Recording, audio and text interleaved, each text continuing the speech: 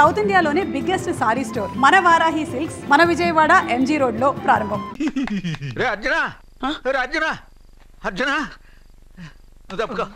అర్జున సత్యాతో నిశ్చితార్థమైన కుర్రాడు మళ్ళీ వాళ్ళ ఇంటికి వచ్చాడు. వాడు మళ్ళీ ఎందుకు వచ్చాడు? అడిగి ఇక్కడ పని ఏంటి? పెళ్లి ఇప్పుడేగా అయింది, వెంటనే వచ్చారేంటి? నిజమే, అబ్బాయి తొందరపడుతున్నాడు. అంటే అంటే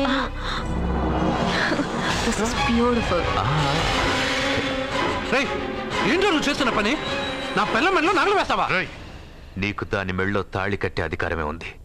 నాకు దాని మెళ్ళో వజ్రాల నగలే కాదు, నడుముకు బంగారు ములతాడు కట్టి దాని అందం చూసుకునే అధికారం ఉందిరా పిచ్చి సన్నాసి. సత్య, వీడేమన్నాడో విన్నావుగా? వీడిని ఊరికే వదలకూడదు.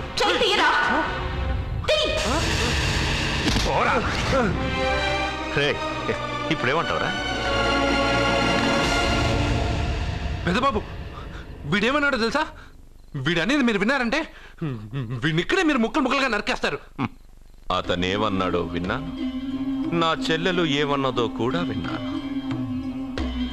అయ్యగారు, ఏంటి బాబు ఈ అన్యాయం?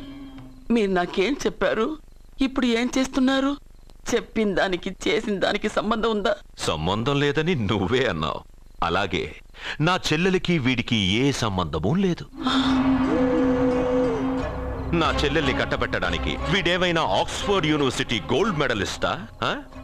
హైటెక్ సిటీ పక్కన 100 ఎకరాలుందా? వీడికి నా చెల్లెల్నిచ్చి ఎందుకు పెళ్లి చేశానో తెలుసా? దాని మెళ్ళో మొదట ఎవడు తాళి కడతాడో వాడు చచ్చిపోతాడని దాని జాతకంలో రాసుంది. అందుకే ఈ పెళ్లి చేశాను.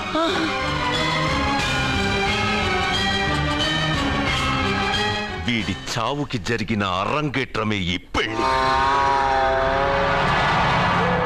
నా ఇంటికి ప్రేమ్ రాగానే వీడొస్తాడని తెలిసే వాళ్లతో వచ్చాను.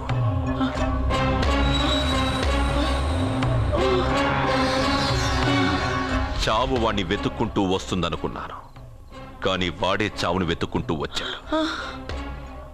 అందరికీ పెళ్ళయ్యాక మొదటి రాత్రి వస్తుంది, కానీ నీ మనవడికి పెళ్ళైన రోజే చివరి రోజు. వేసేయండి రావండి.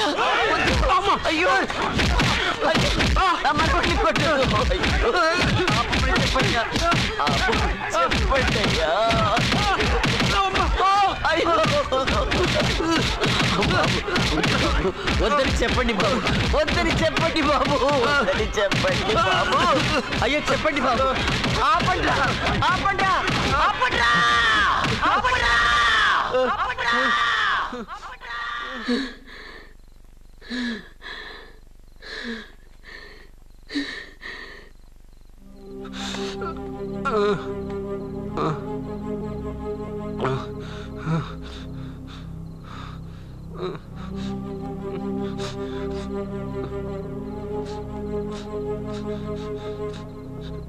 వాడు చచ్చిపోవాలి అంతేగా.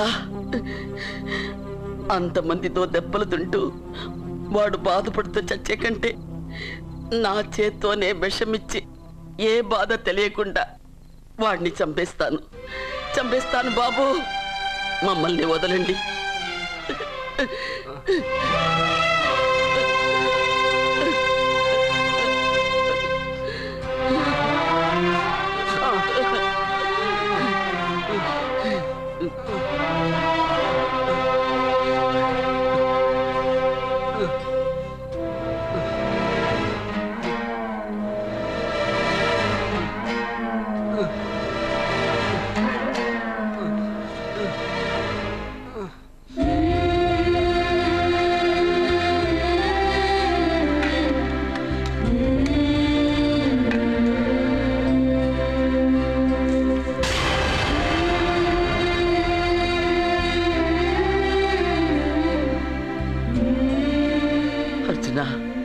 నా చేత్తో నీకు విషం తినిపించడం తప్పు కాదు కదా? కాదని చెప్పరా? పెట్టమ్మా, పెట్టు. మోసాలు చేసే వాళ్ళ మధ్యన బ్రతికే కంటే చచ్చిపోవడం మంచిది. నీ చేత్తో విషం తిని తృప్తిగా చచ్చిపోతా. రే నాన్న, ఈ విషయం ముందు నేను తినకుండా నీకే ఎందుకు పెడుతున్నాను తెలుసా? ఒకవేళ నేను చచ్చిపోయి నువ్వు బతికావనుకో, ఆ నీచులు నిన్ను చిత్రహింసలు చేస్తారా? ఆ దెబ్బలు ఆ బాధలు లేకుండా ముందు నువ్వే దేవుడి దగ్గరికి వెళ్ళిపో. ఆ తర్వాత నేను కూడా నీతో పాటు వచ్చేస్తానురా, వచ్చేస్తాను.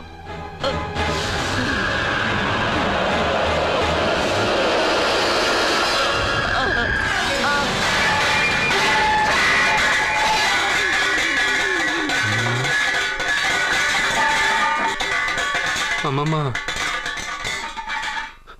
అమ్మమ్మ,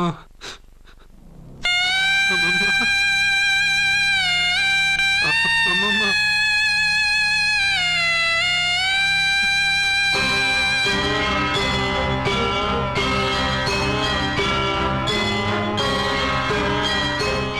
అమ్మమ్మ లేదు, నేను ఉండను. నువ్వు ఇంకేం చేస్తావు ఇక్కడ?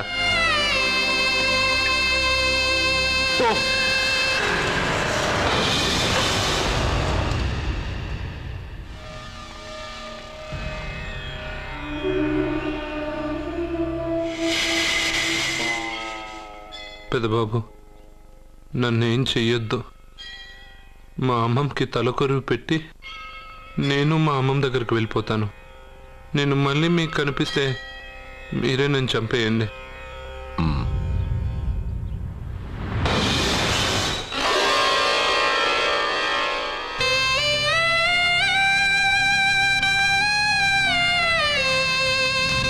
అమ్మమ్మ, నేను చనిపోయాక నువ్వు చనిపోవాలనుకున్నావు, కానీ నువ్వే ముందు చనిపోయావు.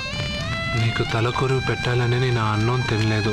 నువ్వెక్కడికి వెళ్ళావు, నేను అక్కడికే వస్తానమ్మమ్మ. వస్తున్నానమ్మమ్మ. నన్ను వద్దు, మా అమ్మమ్మ దగ్గరికి ముసలితో కాలం చెల్లిపోతే నువ్వు కూడా దానంటే పోతానంటే నువ్వు ఆపితే మా అమ్మమ్మ దగ్గర నేను వెళ్ళాను అనుకుంటున్నావా? ఇక్కడే కాదు, చావడానికి చాలా దారులు ఉన్నాయి.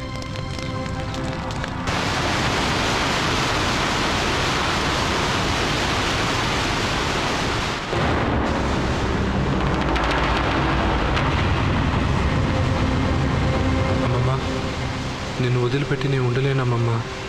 నువ్వెక్కడికి వెళ్ళావో నేను అక్కడికే వస్తున్నా.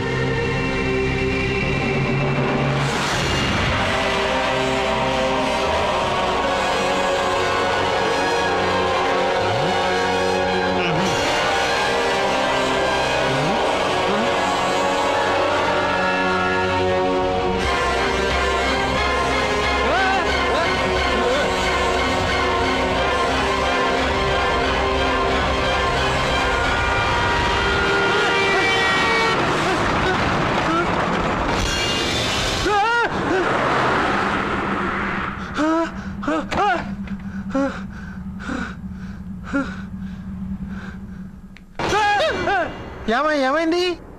ఇందాక నేలలో దూకాలని వెళ్ళానా, అందులో 5 సున్నాలు కనిపించాయి. సున్నాల వెనక్కి వస్తే ఒక లారీ వెళ్ళింది. ఆ లారీ నెంబర్ ప్లేట్లో కూడా 5 సున్నాలు కనిపించాయి. ఏంటి నాకే సున్నాలతో సున్నా వేస్తున్నావా? లారీల్లోనూ నీటిలోనూ సున్నాలంట. నీకేమైనా పిచ్చా? ఫోన్లో కూడా 5 సున్నాలు వచ్చాయి. నీకే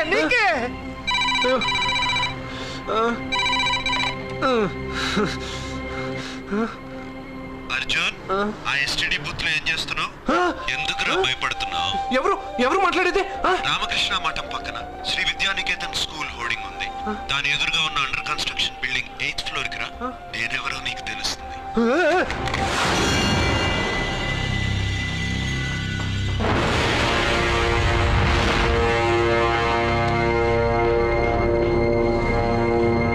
మిత్రమా, నీకు ఫోన్ చేస్తే వచ్చావు కదా, ఆయన పైనున్నారు, వెళ్ళి కలుసుకో.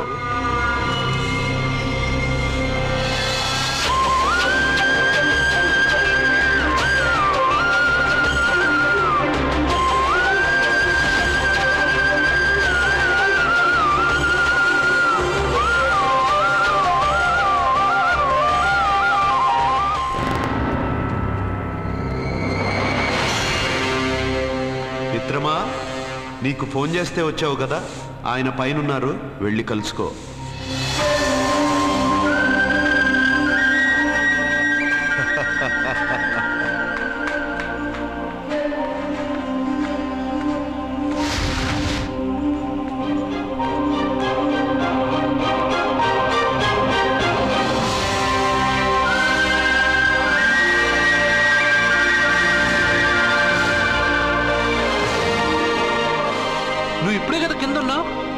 పైకి ఎప్పుడు వచ్చావు? కింద ఒక డ్రెస్ పైన ఒక డ్రెస్సా? అది సరే గాని నువ్వెవరు? నన్ను ఎందుకు రమ్మన్నావు? నువ్వు మీ అమ్మమ్మ చేతిలో పడి చచ్చిపోవాలనుకున్నావు, కాటి కాపిరి వదల్లా. లోయలో దూకి చచ్చిపోవాలనుకున్నావు, నేను వదల్లా. 5 సున్నాలు నీళ్ళల్లో చూపించి నిన్నిక్కడికి రప్పించాను. అంటే నువ్వు నా గురించి తెలుసుకునే ముందు నీ గురించి నువ్వు తెలుసుకో.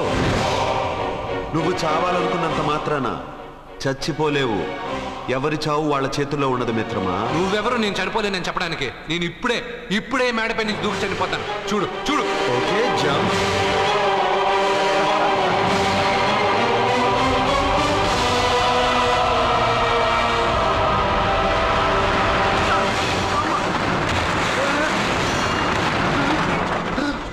Stop stop.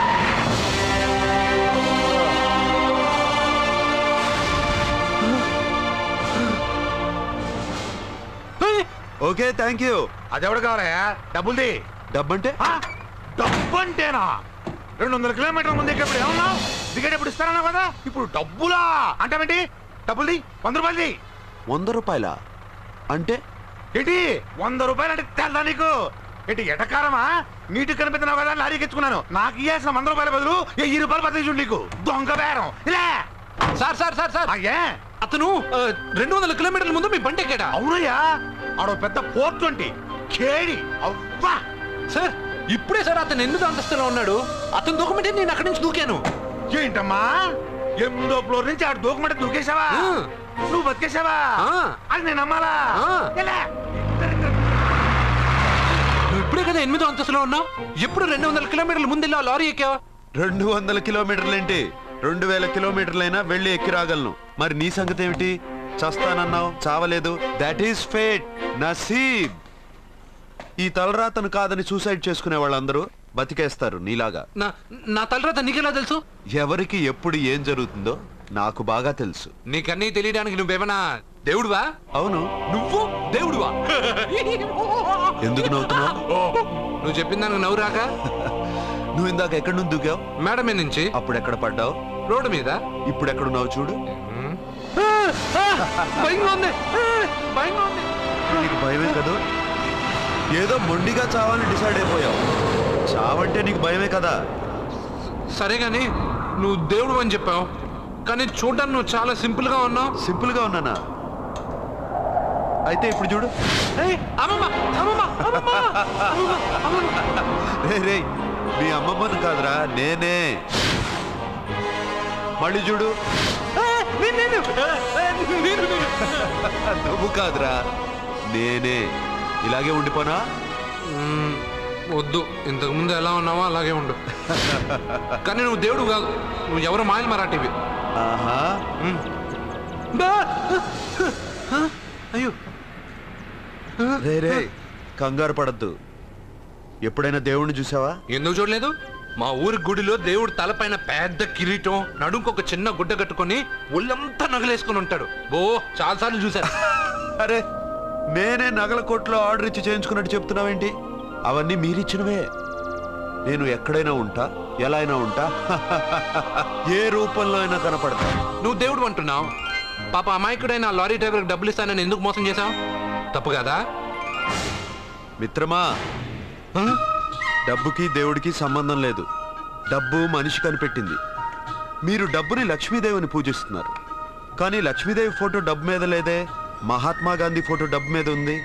మీరు ఖర్చు పెడుతున్న డబ్బు పైన సంతకం ఆ పరమేశ్వరుడిదా, ఎవరో రిజర్వ్ బ్యాంక్ గవర్నర్ది. మీరు ఎంతో మంది దేవుళ్ళని కొలుస్తారు కదా, మరి ఆ పేర్లు రాయకుండా మీరు మాట్లాడుతున్న భాషల పేర్లు డబ్బు మీద ఎందుకు రాశారు?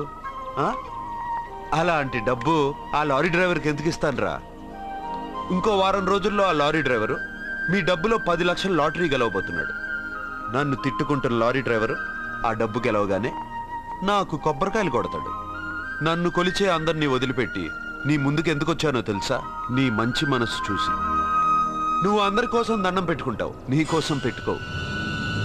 అలాంటి నువ్వు నీ భార్యని వదిలిపెట్టకూడదు, చావకూడదు. నీ ఒంటరిగా వాళ్ళందరినీ ఏం చేయగలను? నువ్వు బలహీనత ఎక్కువ ఊహించుకుంటే బలహీనుడు అవుతావు. నువ్వు బలం ఎక్కువ ఊహించుకుంటే బలవంతుడు అవుతావు. యద్భావం తద్భవతి. నువ్వు ఏది కోరుకుంటే అదే నీకు లభిస్తుంది.